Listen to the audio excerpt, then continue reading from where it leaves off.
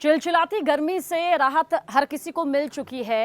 हालांकि दोपहर के वक्त में थोड़ी बहुत गर्मी लग जाती है, लेकिन वो गर्मी नहीं जो मई जून में सही गई थी और उसके बाद जो चिपचिपापन आया था उससे भी राहत मिल चुकी है। लेकिन अब अगर आप सोच रहे हैं कि अब ये राहत मौसम से बदलते मिजाज से पूरी तरह से मिल चुकी है, तो ये सरासर गलत होगा कहना, क्योंकि अब आने वाली है कपकपाने वाली वो ठंड जिसका कुछ लोग इंतजार कर रहे हैं और कुछ लोग कह रहे हैं कि अब कैसे बचा जाएगा इस कपकपाती हुई ठंड से, क्योंकि मौसम विभाग के जरिए कुछ चेतावनी जारी की गई है, आगे का हाल बताया गया है। वही हाल इस वीडियो के जरिए हम आप तक पहुंचाने जा रहे हैं कि मौसम का मिजाज आने वाले दिनों में कैसा रहने वाला है। लेकिन अगर आपने अब तक हमें सब्सक्राइब नहीं किया है तो फौरन कर लीजिए, ताकि मौसम से जुड़ी, खेल से जुड़ी या आपके पसंदीदा मुद्दों से जुड़ी, देश और दुनिया से जुड़ी हर ज़रूरी जानकारी हमारी पूरी टीम के जरिए जो रिसर्च की जाती है, सटीक जानकारी आप तक यूं ही पहुंच सके।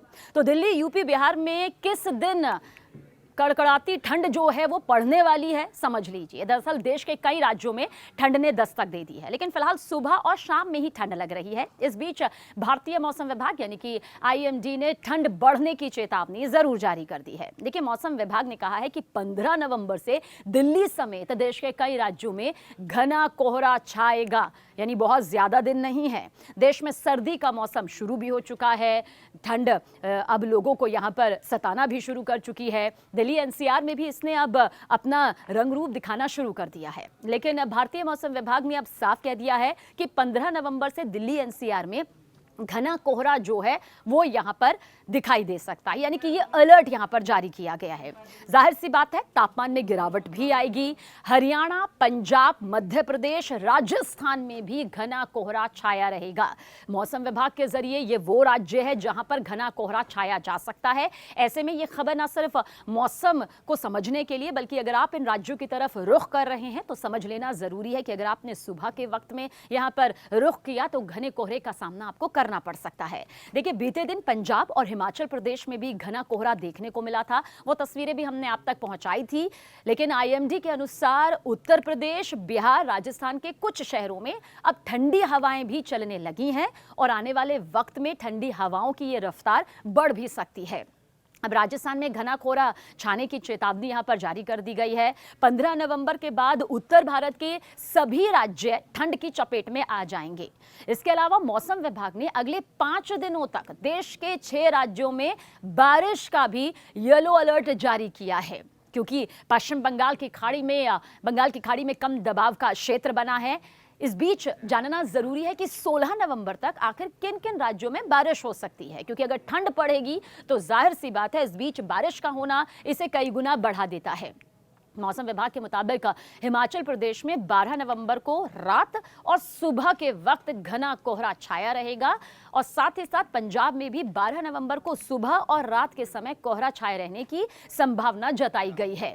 यानी कि अगर आप इन राज्यों की तरफ, इनके शहरों की तरफ रुख कर रहे हैं या यहीं पर रहते हैं तो जरा संभल कर, क्योंकि कोहरा जो है वो कई बार मुसीबत का सबब बन भी जाता है, आपको मंजिल तक पहुंचाने में देरी भी करता है और साथ ही साथ कुछ और भी जो घटनाएं हो जाती है वो कोहरे की वजह से भी होती है। तो संभलने के लिहाज से भी और सावधान करने के लिहाज से भी मौसम विभाग की इस खबर को समझना बेहद जरूरी है। तो मौसम विभाग ने आने वाले दिनों में राजस्थान में सुबह और रात के वक्त घना कोहरा छाए रहने का अनुमान जताया है। झारखंड का भी जिक्र कर लेते हैं। झारखंड में हालांकि चुनावी सरगर्मी जो है वो बहुत ज्यादा है, लेकिन इस बीच मौसम की सरगर्मी कैसी है वो आपको बताते हैं।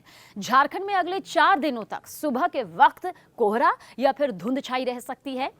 अब कौन से वो राज्य है जहां बारिश का अलर्ट, जो भी हमने पहले कहा था लेकिन बताया नहीं, अब बताते हैं। दरअसल आईएमडी के मुताबिक बंगाल की खाड़ी में कम दबाव का क्षेत्र है, जिसकी वजह से 12 से 16 नवंबर के बीच देश के कई राज्यों में भारी बारिश यहां पर हो सकती है। 12 नवंबर को तटीय आंध्र प्रदेश, तमिलनाडु, पुडुचेरी और यमन, रायलसीमा, कराईकल शहर में भारी बारिश की आशंका जताई गई है।